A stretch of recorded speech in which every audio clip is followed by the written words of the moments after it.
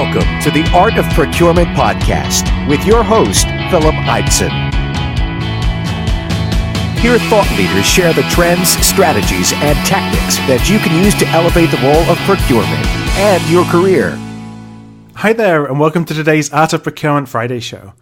And you might recall that back a month ago, early September it was, I shared the fact that the Art of Procurement was leaving the recording studio and going live for the first time, and I hosted a webinar with friends of the show at RFP 365. And the theme of that webinar was weighted scoring. Specifically, how can you use weighted scoring as part of the sourcing process to help make decisions based on facts rather than really based on feelings? And the webinar was broadly split into a couple of different parts. To start with, I asked the questions of RFP 365 in terms of technology. How can you set up your RFPs to enable weighted scoring? And then my co-presenters turned the tables and they asked a number of questions of me in terms of the practicalities based on my experience, obviously working in procurement. And what I thought I would do today is to share the part of the webinar where I was asked the questions. So you're going to hear Anna Spady and Dave Hulsen, both are Art of Procurement alumni, asking me a number of questions such as my thoughts on how to avoid biased questions, scoring mistakes that I see, and when is weighted scoring not appropriate. Another of the questions is, what to do when the top scoring supplier is not selected, because that's something that often happens, and it often happens, actually, in my opinion, for good reasons. Okay, so let's go straight into the recording. And the first question that I was asked was, what scoring scale have I used when using weighted scoring to assess RFP responses? My experience has always been that you want to make the front end as simple as possible for those who are doing the scoring. So, keep it to a 0 to 5 scale or a 0 to 10 point scale. I think I usually used 0 to 10 point. But what you want to do is you want to make sure that there's some confidence that the scoring is going to be consistent from question to question and from person to person. So I think the tighter the range bound that you have for those numbers, the more likely it is that there's consistency in how people approach answering it. Because as you get out to larger scales, like a 0 to 100, what really is the difference between a 70 out of 100 score versus a 80 out of 100 score to one person? Whereas when you get down to a 4 out of 5 or a 3 out of 5 or even a 7 or an 8 out of 10, those mean a little bit more. And so I just think it brings a bit more consistency to have that scale as small as it is possible. Yeah. Nice. Mm-hmm. So speaking of, we're obviously a software provider, and while Dave is a former vendor selection consultant, our weighted scoring expertise isn't nearly as extensive as Phil, which is why we have some questions based on issues we've personally run into or that our clients have run into, which we actually want to ask the Art of Procurement. Go for it. What is the juicy one first? What is the biggest scoring mistakes you typically see or have seen? Yeah, so I would say, and actually just to back up before we even talk about scoring, I think that the biggest mistake is assuming that this is a way of easily sending out an RFP to as many suppliers as possible, and using it as a replacement for understanding the market beforehand. And I talked a little bit about that before. You talked about RFIs and RFPs. I really do believe that if you aren't sure of the market, you have a large number of suppliers, you should do an RFI with some of those basic qualifier and disqualifier questions before pursuing an RFP with just the suppliers that you would have confidence that you could present solutions to that you actually want to or that you're willing to consider. And that's a mistake I see before we even get down to the scoring. I think when we start talking about scoring itself, the first one is building the scoring mechanisms in isolation. So I think that our role is really to help facilitate the process with our other stakeholders. So, more often than not, those are the decision makers and quite possibly the users. So you need to understand what's important to them. Something that's important to us as a procurement professional may be cost, but that might not be something that's that important to them. And if we do this scoring in isolation, we'll put the greatest weight on a cost and total cost even. But they might look at it in a completely different way. So I think the biggest scoring mistake is that, thinking that we know how to select and grade a supplier when what we think is important may not be important to the stakeholders. That's a great point. Yeah. Yeah, the second one is what I would call group scoring. So, I've been in these meetings where you have a presentation, or you're all sitting around and you're looking at RFP responses, and you're all in a room and you go one person at a time around the room and everybody grades them right there. That's a big mistake to me because I think that brings in a lot of bias. Yeah. And peer pressure, and the boss says one thing, and so everyone all of a sudden changes all their scores when it comes down to them. So do this. Seems like it's like the worst idea. Right. So take it away and actually have people marking them in isolation. I say not really isolation, but on their own. So it's truly what they think. It's not how they've been influenced by other people to think. And for the same reason you do private surveys and everything else. Yeah, right.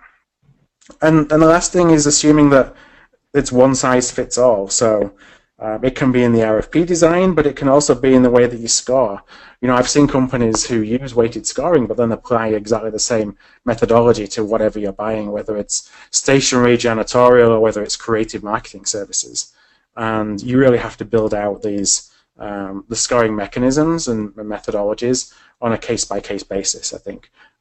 Sure, I think if it's commoditized, it's a little bit easier, but if it's something that's more creative-based, then you don't want to apply the same thought to something that's more creative-based than something that's commoditized. Yeah. One of our clients was just in the other day, and they said that each of their different stakeholder departments grades things. It has a different, emphasis. I mean, some are more focused on price and some are on functionality, and so so one size fits all is not the answer. Right. As you say. So is there any time when weighted scoring isn't the appropriate? We've talked about commodity-based, simpler needs. It can be faster to do, quick calls or market research, but is there any other specific time when weighted scoring is not necessarily appropriate or helpful? So I think there's always a role for weighted scoring, but it's how much of an influence the weighted score plays in the decision that may not be appropriate for certain things you buy versus others. And it's kind of alluding to what I said before about commoditized services, commoditized products versus things that are a little bit more creative. If you're buying something that's commoditized, there's plentiful supply, lots of suppliers, it truly is some easy to do an apples to apples comparison, then by all means use that as the ultimate arbiter of what supply you're going to use. But if you're buying things that need more creativity and responses, or you're asking for providers to give you solutions to challenges that you may have rather than just quoting off a spec, then definitely still use weighted scoring to understand the baseline, some of the baseline fundamentals. So it can be security, it can be, company size, financial health, it can be, all the things that are important that you can do an apples to apples comparison on, but also recognize that the supplier that you end up selecting may not be the one that scores the best on the weighted scoring algorithm, because there are things that they're a little bit more subjective that do play a big role in selecting your final supplier. And that looks like you touched on that point number 4 on this slide. Mm-hmm. That really reminds me of, as I'm looking at these scores, overall scores or by section, is it okay not to choose the top rated vendor? Mm-hmm. And I think it is okay. I mean, when you're looking at those commoditized products and services, I think there's got to be a justifiable reason why you're not selecting the highest scoring supplier. And I'd suggest that if there is a good reason why you're not going with the supplier that scores the best from that weighting in that situation, then your weighting was flawed.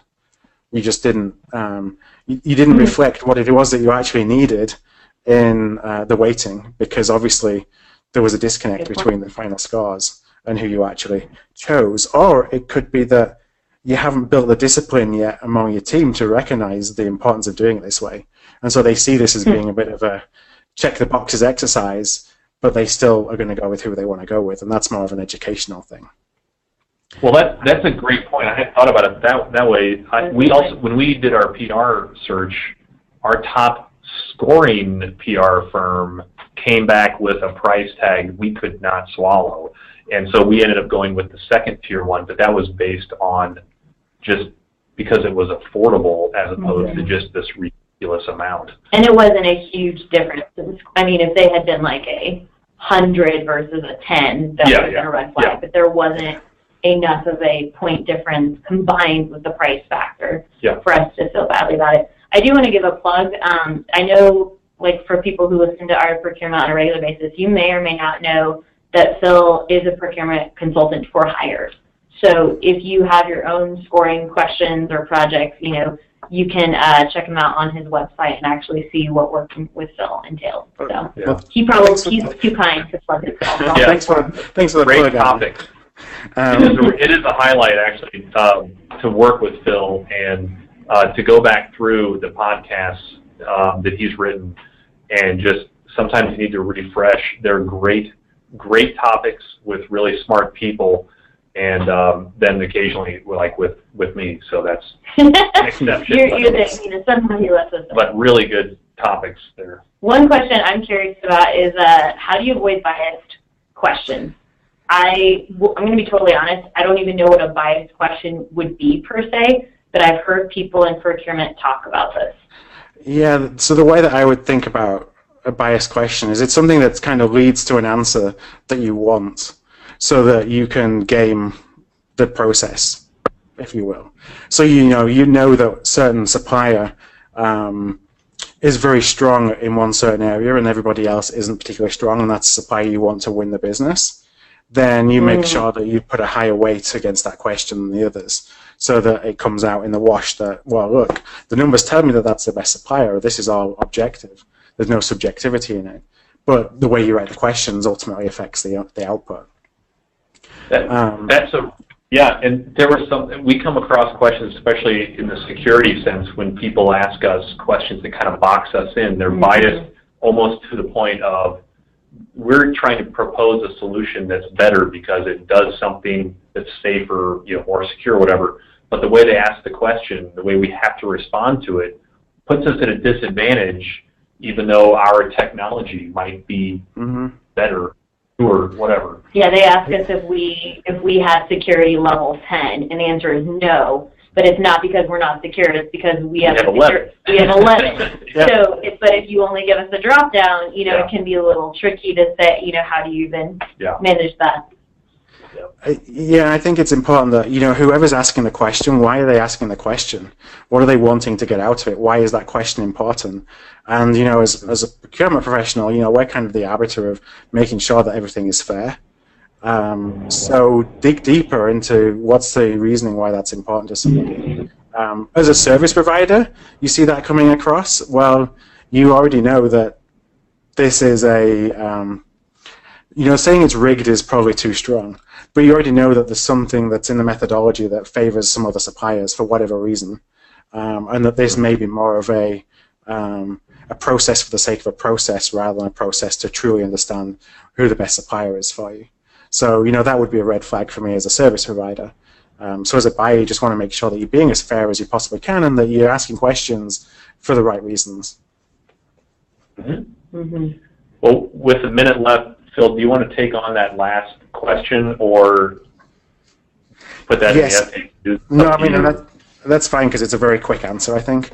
I just look at second phase scoring as being, it's important not to forget the scores from the first phase, but they build upon each other. So don't just look and think, well, I've already had a first round, now all those questions are irrelevant. Well, maybe they have a lower importance as you start asking more difficult questions as you go further into the rounds, but I wouldn't discard them all completely.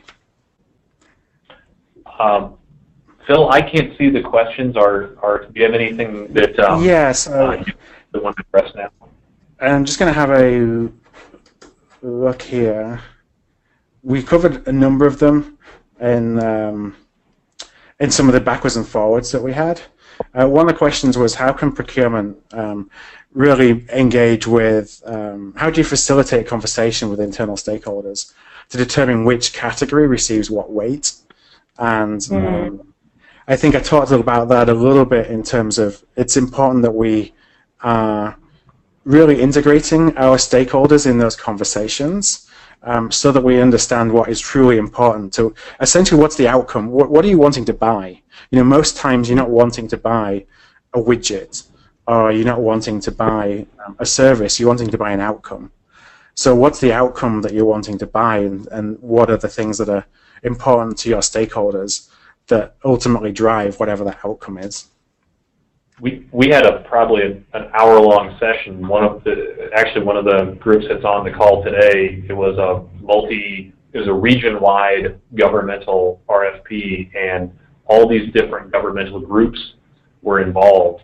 And it took us an hour to set the weights for 10 different sections. Mm-hmm. It was a great discussion, but it took a long time. It's very important. You're going to live with that decision for many years to come. And you said it well. As much as is possible, get everyone, I think, in one room at a time. Yeah. I think the worst thing you can do is have that kind of conversation in silos and, marketing, what's yours, or development, mm-hmm. what's yours, and it's just going to lend itself to ignorance. So as much as possible, at least on a conference call, getting those key stakeholders together, and what you said, what are we trying to achieve? What are we really trying to buy? And then what factors? Is this a legal issue? Okay, maybe not. Or is this really tough on security? Okay, less so. All right, well then, what is the next thing? Kind of working backwards from there, like you and Dave said. And I'm cognizant of time here, so I'm just going to focus on one last question. And, there can probably be a short answer and a long answer, so we can probably keep the longer answer to the FAQ afterwards. But the question is there a standard for the weighted score? And it can be in private or public sector based on what it is that you're buying.